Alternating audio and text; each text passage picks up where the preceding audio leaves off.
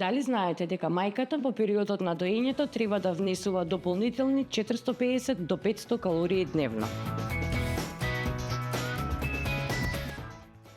За продукција на млеко телото дневно троши од 400 до 800 калории. Ако се прашувате дали ќе ми се зголеми телесната тежина, одговорот е не.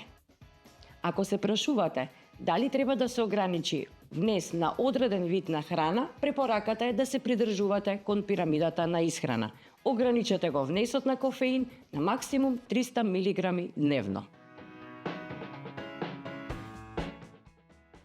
Бебо нуди препораки за дневен внес на хранливи материи, совети за избор на храна и информации кои намирници влијаат на производството на млеко.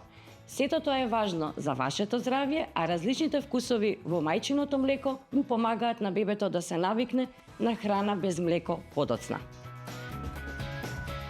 За повеќе совети од стручни лица и поддршка во доењето, следете ја Бебо.